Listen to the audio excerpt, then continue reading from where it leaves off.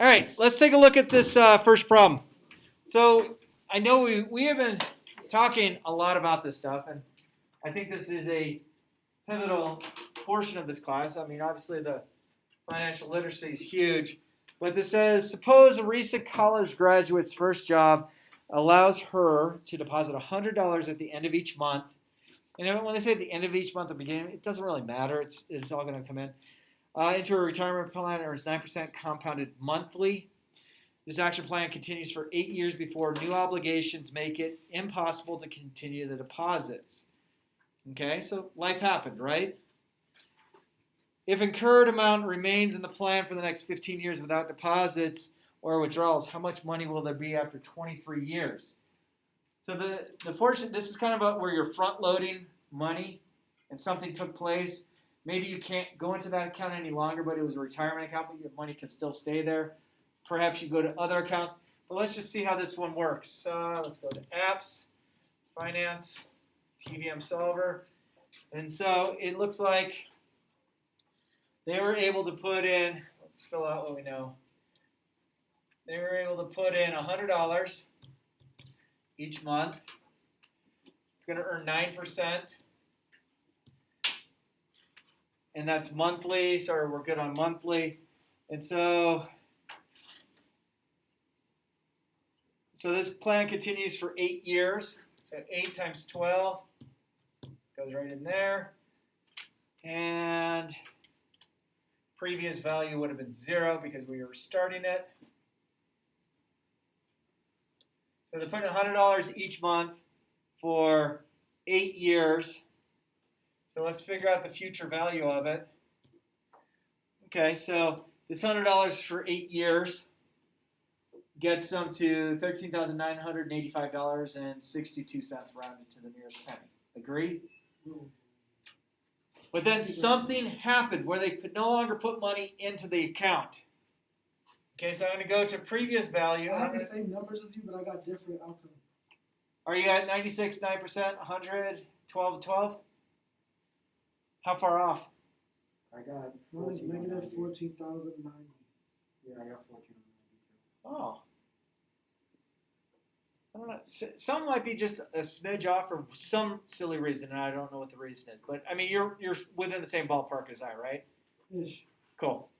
I mean, 14,009.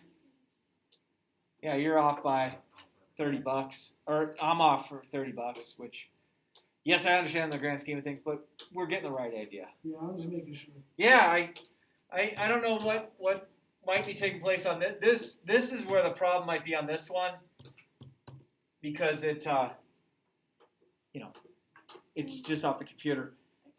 So now I'm going to put the previous value of the $13,985 in there, and we're not able to put any more money into it. It's still going to get the 9%, but if this remains for the next 15 years without deposits withdrawals, how much money will the account have? Okay, so now we're going to go 15 times 12 because there's 12 months. So that means you're going to have 180 payments sitting on this money that you're no longer putting any more money into. Okay, so then you can go figure out the future value of that. So it looks like you wind up getting $53,677.38. You guys were off, or you guys were a smidge off from mine. But again, was it within about $100, $150? Cool. Okay, now the important thing to remember about this, and again, you want to focus on the interest. Okay, so you have this 53,677.38, or whatever yours is, which is probably within pretty close to that. So let's think about this for a minute. Let's quit out of this. Let's take, I have 53,677.38. And I'm going to subtract what I put in. So this person put in $100 times 12 months times 8 years. So that basically means that this person in this account made $44,000 in interest. Okay? if you think about it, you didn't put in. You put in 12,000 roughly. Let's see. You put in 100 times 12 times 8. So you put in 9,600, less than $10,000 you put in to get 44,000 out of it. It's not a horrible gig. But again, things could happen. And one of the main things that you have to understand about just life itself, there's going to be obstacles you hit in life. Okay, there's road bumps. There's things that you don't foresee happening. There's things that you see happening to other people, and you think, oh, I'm in the clear, and then all of a sudden, boom. How do you handle that? It's just part of the thing in life. Now, if you could go through and say, okay, Stirrup said, take care of me first. Try not to touch the money that you're saving for yourself in retirement.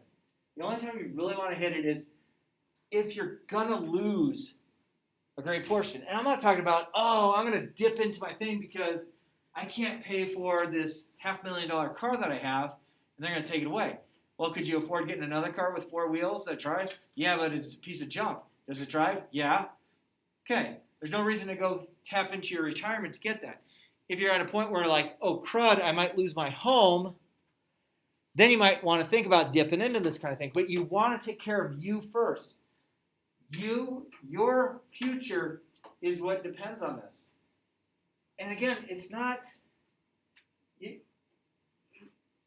I can't emphasize that enough. And that's just, it's so hard as a teenager to say, yeah, but I can't even think about what I'm going to do this weekend, no less what I'm going to do when I get 65 for retirement. Crime at the age of retirement keeps going up. When I first started teaching, it was 60. It's really based on when you can start collecting Social Security. Okay, I haven't had a Social Security job since 96. And I had 10 years into it, so I get this little statement every year from Social Security saying, hey, congratulations, you have enough credit towards Social Security. So I'll get like 16 cents a month for the rest of my life when I hit 65. Yeah. Out of curiosity, how much is the Social Security income? Like, if you just rely on it, just the annual income that you get. It's not, in my opinion, enough to sustain what you had for a lifestyle. Well, like, do you know, it's just out of curiosity, but do you know? I think my dad, because he's retired and he collects Social Security, on top of other things. I think he gets about $40,000 a year from Social Security. So it's not necessarily enough. Like, if you're used to making hundreds of thousands of dollars a year, yeah, someone's going to give you free money that you actually paid into. It's not really free. You take it, but don't make the mistake that so many people in America have made mistakes with Social Security. Oh, that's in place, so it's going to take care of me in retirement. Unfortunately, there's a lot of people who didn't either learn about investing or just chose to say, I think I can rely on this, and they're really scraping together. It's hard. Yeah. I'm thinking of run out of Social Security by the time we collect it. They've been saying that since I was your age. Like, oh, Social Security's going to run out. It was supposed to run out in 1992. Then it changed to like 98. I mean, they keep saying it's going to run out. I don't know. So with that kind of in the back of my mind, knowing that as I was going into the workforce, I always thought I can't rely on this because it won't be there. If I do happen to get something out of it, that just becomes gravy. That's just extra bonus. But like when they set it up, the average lifespan, you died at 60. Yeah. And now people are living much longer. Yeah. And I don't know what the answer is on that. If you take care of you first and don't rely on, in Social Security and the government entity to do the right thing, that's just my opinion. I mean, I know there are some people going, oh, I get plenty for Social Security, I'm happy. That's great. But I also know the opposite end of the spectrum. People are like, we had a nice house in Greenwood Village that we couldn't afford. Then we had to move to some other place that was not Greenwood Village, that they're in a much smaller home that has a 1-car garage.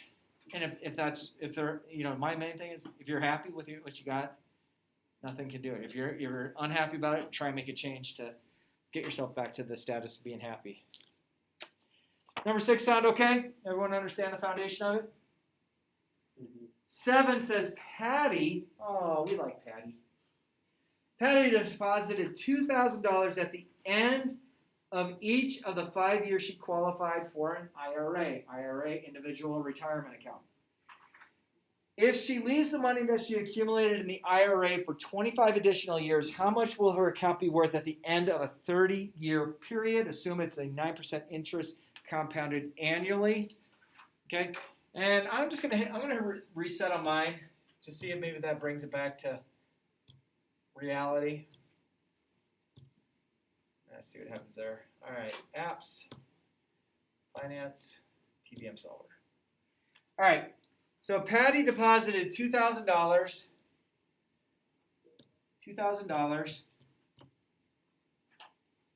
At the end of each of the 5 years she qualified for an IRA.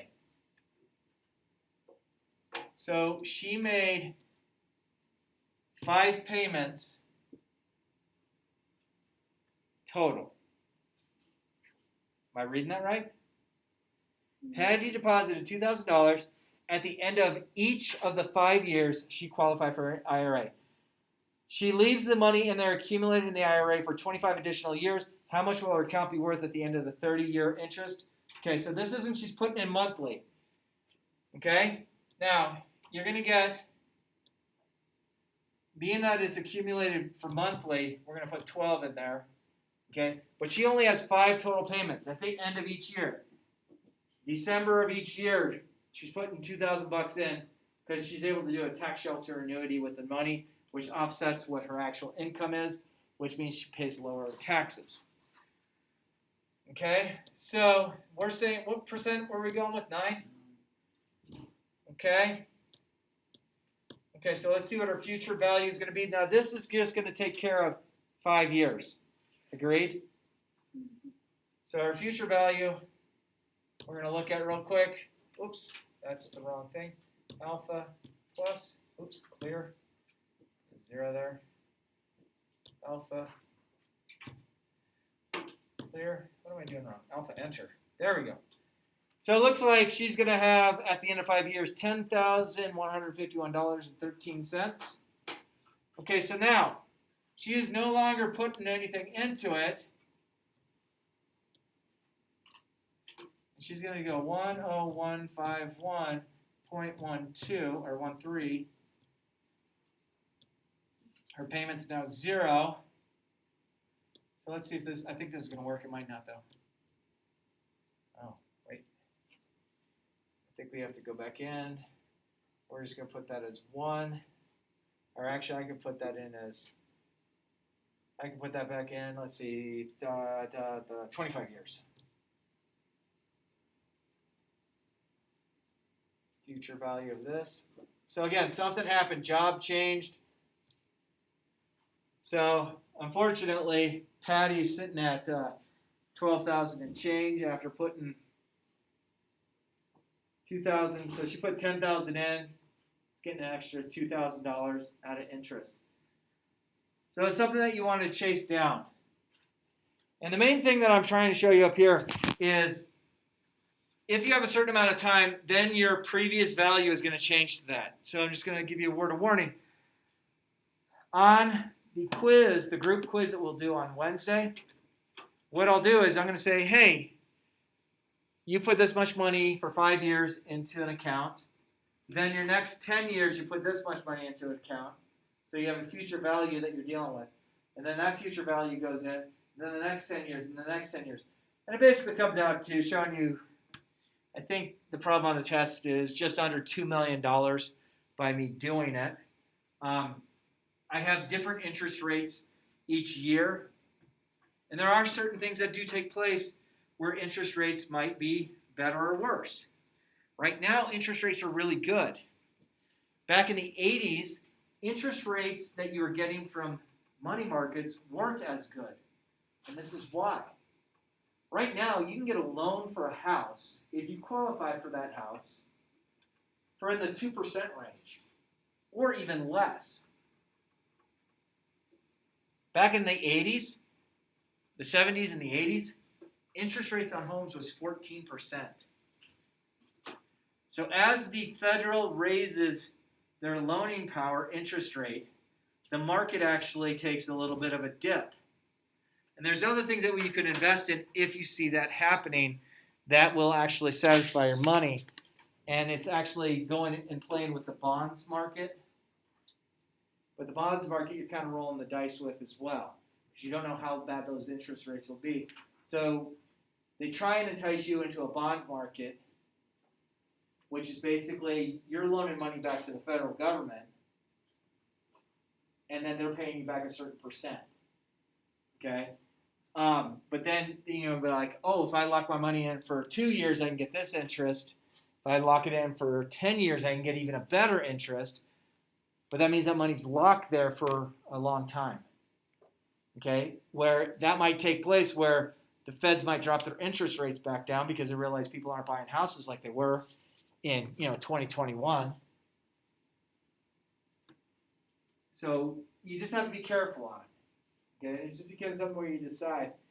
I'd say you're safe with long-term investments as bonds with the federal government, because a couple things we know. The federal government is not going to go broke. Okay? How do we know they won't go broke? Well, they'll just increase our taxes. Or they'll print more money. Which on the opposite end changes the value of our dollar, which is unfortunate. What's that? Like trillions of dollars. Oh yeah, I know. But that's other people's money. We don't worry about that. It's mostly U.S. citizens. I know. It's not because we here did it. It was what they chose to do. Also, are you thinking like the federal funds rate or the discount rate? Funds rate. Yeah, unfortunately, I have a plan. Unfortunately, when you spend somebody else's money, it's easy to spend. But my plan is this. Before all the gasoline goes away and we all have electric cars, let's put a 0.1% tax on all of the gasoline sold. So you no longer pay $2.93 and 9/10. You pay $2.94. That rounded up, if you could earmark to say, let's go right to the federal deficit, we could get ourselves out. Unfortunately, it would get too perverted and too skewed, in my opinion. But I think it's a way that we could, all as gasoline users, help make it work. Is it going to really change what we're going to pay each time we go to the pump?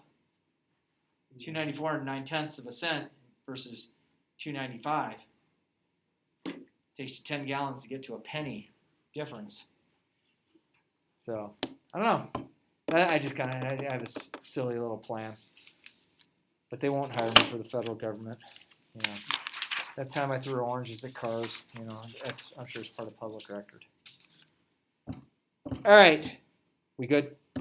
Suppose Patty's husband, Frank, delayed starting an IRA for the first 10 years he worked, but then made $2,000 deposit at the end of each of the next 15 years. If the interest rate was 9% compounded annually, and if he leaves his money in the account for 5 additional years with no deposits or withdrawals, how much will Frank have? Do you know how to work it? Figure it out. And then who has more money, Patty or Frank? And then construct the table showing the value of the accounts with $100 deposits on the first of every month. That gains 4% monthly interest on the last day of each month. Determine how much financial accounts value. So I'm not worried about front and back end money. What I can tell you, there are other calculators that are available. If you bought a house, and let's say your house payment's due on the 25th of each month, if you could just make this one little change, you're going to shave years off your loan. If you got a 30-year loan on your house and you decide you're going to pay on the 1st of each month versus the 20th of each month, because that's gaining interest daily, you're not increasing the number of times you're paying it. You're just you're getting money in front of the interest, and you'll actually shave off about 1.2, 1.3 years on the length of a loan, which in the long run is a savings of money. So there's just some fun things to play around with. So, what do we got? Will you see if you can just finish out that second to last problem about the husband and the wife team? See, make sure my math is right. And then I wouldn't worry too much about number 8, but just finish up 6 and 7. We'll call it good. I'm going to stop recording unless there's anything else. Good?